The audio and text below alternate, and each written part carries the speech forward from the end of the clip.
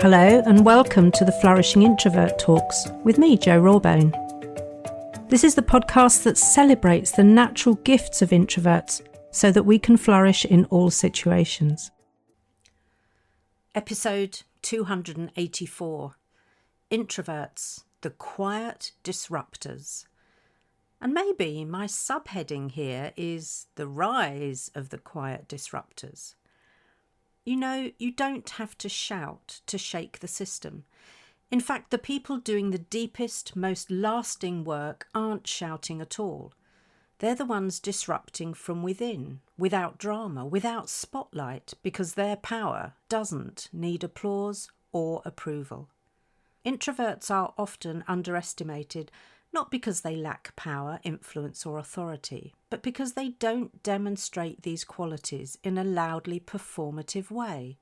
You know, the way that too many corporate slaves and obedient employees are being lured into by their toxic leaders and well-meaning managers.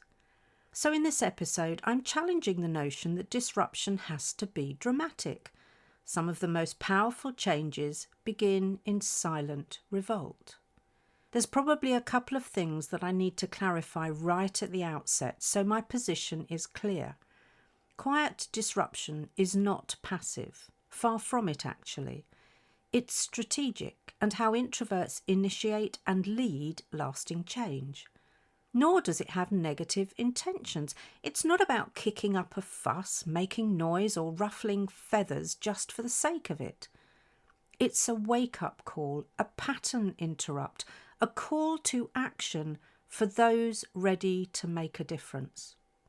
Quiet disruption sends a clear message that you're not on your own.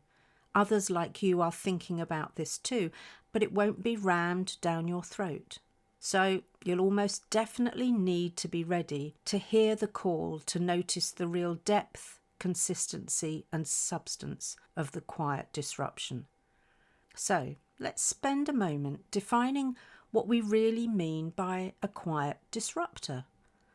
For me, it's someone who challenges the status quo, the norms we've been forced to accept, the bias we're subjected to, but in a thoughtful, understated way. Because we use influence with integrity rather than volume with vitriol, we take those ready to explore with us on the journey. This isn't a route march, it's an expedition. This is how we lead change, but it doesn't necessarily fit the mould of leadership that many are trying to force-fit people into right now. People are seeing through the shallowness of excessively loud, unnecessarily visible and power-hungry shape of the cookie cutters in use right now. They seem to be about shaking the branches to rustle the leaves, whilst we're quietly moving amongst the roots to ensure the right level of nourishment and connection. The reassuring thing about our deep work is that we don't need to be the centre of attention in a showy way, something many of us dislike intensely. But, and this is important, we do need to be passionate enough about our cause that we're prepared to step forward and up as the spokesperson. One of the fears I had was of not knowing how to answer a question when being put on the spot. That fear falls away when I'm speaking about something that really matters to me, because I've realised that having the right answer isn't as important as people feeling just how much I care. And there are several factors that facilitate that shift. Let me share more of what I think it takes to be a quiet disruptor to help explain. Number one, the quiet disruptors I align with are purpose-driven, so they know what they are here in this world to do. You know that I help people in the frustrated to flourishing journey find their purpose, and it may not be one single thing. My purpose is to enable introverts to flourish. So like other quiet disruptors, my purpose is about making something better, not just different. But your purpose doesn't have to be something grand or global.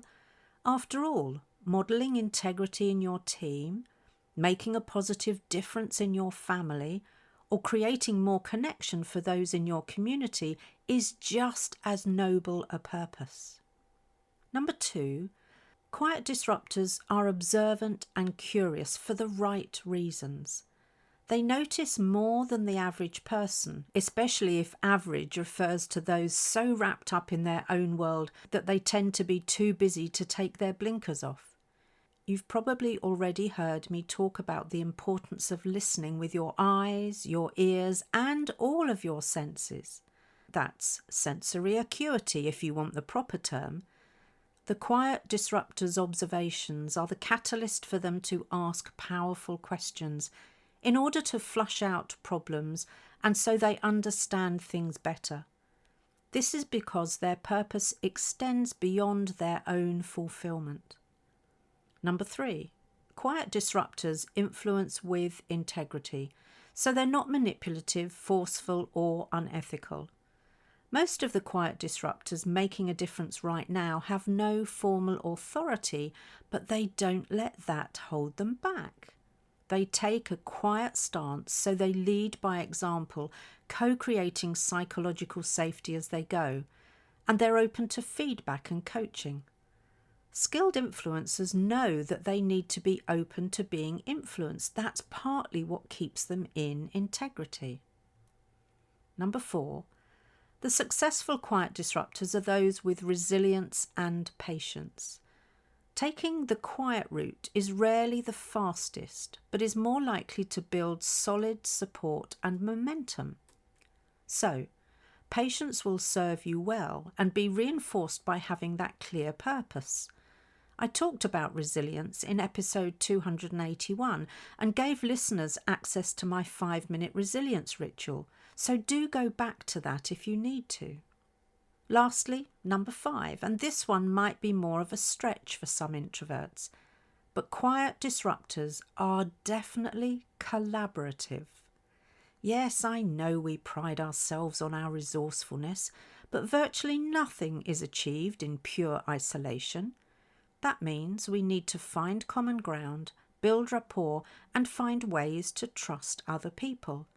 And if that's a real problem for you, know that not trusting is more than a simple introvert problem, and it usually starts with not trusting yourself. Now, to be fair, all of those are qualities I'd look for in any great or potential leader, so they're worth developing even if you're not yet ready to be a quiet disruptor.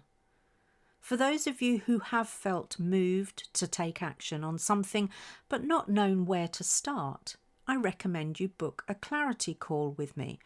The link is on the website and in the episode description. During a clarity call, we can establish what your first steps might be. And for those stirred but scared or unsure if you have what it takes, please take the Flip Your Limiting Beliefs self-paced course. Most of us, quietly disrupting, doubted ourselves to begin with and had to get out of our own heads and our own way. Rosa Parks challenged the status quo by sitting with quiet determination. Her courage changed history in ways that we benefit from today, although many would be delighted if the change were undone.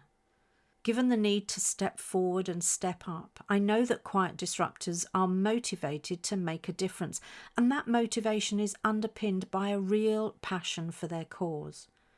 Without that passion, it's all too easy to crumple at the first roadblock or challenge, meaning you risk becoming disheartened and packing it in. Courage, along with passion, are enduring qualities of the quiet disruptor. Rosa had both in spades. The catalyst for me was when working in a global business, I noticed just how many good, hard-working, competent people were being passed over for promotion. The opportunities were typically offered to their outspoken, overly confident colleagues. In that moment, I realised that I'm not prepared to turn away or take the coward's way out. Most of us will feel the call at some point to advocate for someone or something that reeks of injustice or is dear to our heart. You'll know what those things are for you. What causes me to take quiet action? are the lies, cruelty and injustice that permeates business and society. And depending on the level of my ability to influence the outcome, I will take appropriate action by enrolling collaborators to quietly work with me amongst the roots of the problem. It's crucial for me to be discerning about which causes I take action on, as my energy is precious, too precious, to expend it on things that are concerns but beyond my ability to influence or control. So here are some strategies that will enable you to start oh so quietly, but start for sure. Number 1, reclaim the word disruptor. There's nothing intrinsically negative about being a disruptor. It's the intention that matters, and we're just looking to challenge the status quo when it is unjust in some way. Number 2, name it when you see it. Whatever pricks your conscience or awakens your sense of injustice, even if it's a word in someone's shell-like, nothing will change until people are aware of it. Number 3, own your influence. We all have more ability to influence than we give ourselves credit for. Granted, we may need to shift our beliefs and become braver, but those are within our gift. Number 4, stop waiting for permission. No one, other than me in this instance, needs to give you the go-ahead to take action. As Nathaniel Brand said, no one is coming to save you. No one is coming to make life right for you. No one is coming to solve your problems. If you don't do something, nothing is going to get better. Wise words. And finally, number 5, disrupt with precision. This is such a great strategy to finish on, and it again means we need to be discerning and pick our battles. Pick those ones that really matter to you and that you know you have the stamina for, even when the going gets tough. Remember, you don't have to shout to shake the system. In fact, we're becoming conditioned to the noise, so it ceases to be impactful. You might never stand on a stage. You might never lead a revolution with a megaphone. But don't ever doubt the power of your quiet conviction, because real change doesn't always announce itself. Sometimes it walks in softly, speaks when it matters, and keeps showing up even when no one's watching. So sit where others won't sit. Speak when others don't speak. And keep tending to the roots while others noisily rustle the leaves. That's a good route to quiet disruption, and this is your invitation.